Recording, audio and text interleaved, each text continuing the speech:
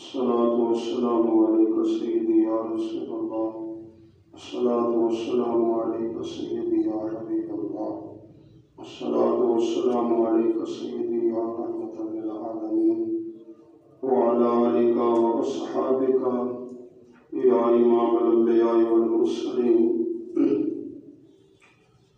محترم مکرم حاضرین،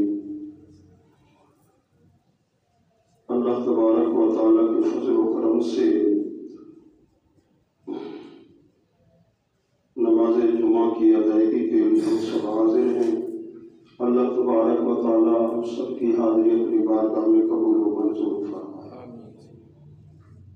آج کے بیان میں ہم سیدنا امام الفقہاء، امام المجتہدین، سیدنا نعمان بن ثابت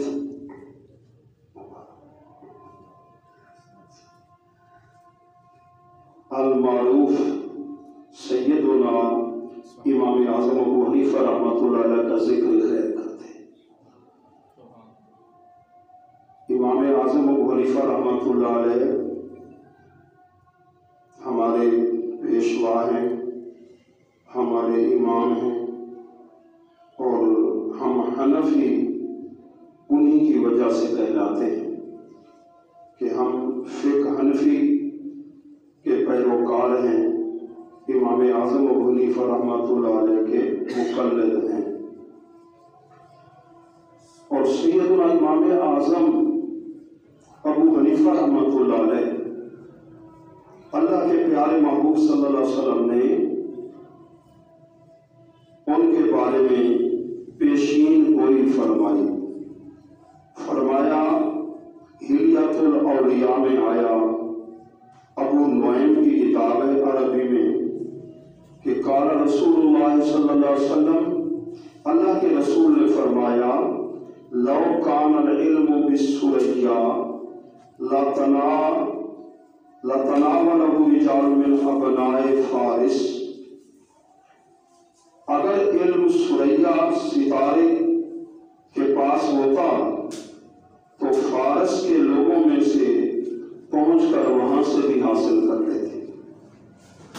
اور بیت میں ہے لو کان الایمان عند السریا، اگر ایمان سریا ستارے کی بلندی پر ہوتا تو فارس کے رجال وہاں بھی پہنچ جاتے۔ اور ایک روایت میں ہے کہ فارس سے جن کا تعلق تھا وہ سلمان فارسی رضی اللہ تعالیٰ، وہ حضور علیہ السلام کی بارگاہ میں بیٹھے تھے کہ اللہ کے محبوب نے ان کی طرف اشارہ فرمایا کہ اگر ایمان یا آپ نے فرمایا دین سریا ستارے کی بلندر پر ہوتا، اس کے خاندان کا ایک فرد وہاں بھی پہنچ جاتا۔ اب روایات کے اندر لفظ مختلف ہے، کچھ روایتوں میں دین کا لفظ ہے، کچھ میں ایمان کا لفظ ہے۔ تو محدثین نے حدیث پاک کی جب تشریح کی ہے تو تمام محدثین نے یہ فرمایا اس میں اللہ کے محبوب نے جو پیشین گوئی فرمائی وہ حضرت امام اعظم ابو حنیفہ نعمان بن ثابت کے بارے میں فرمایا۔ اور ایک اسی طرح کیونکہ جن سے اللہ نے کام لینا ہوتا ہے نا، پھر اللہ تعالیٰ انہیں کمالات بھی عطا فرماتا ہے۔ اللہ تعالیٰ خود منتخب فرماتا ہے جن سے اللہ نے کام لینا ہوتا ہے۔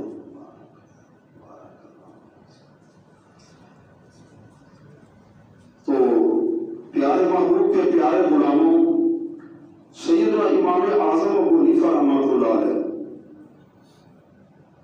آپ نے اپنی کتابوں میں 70,000 حدیثیں درج فرمائی۔ کتنی؟ 70,000 احادیث،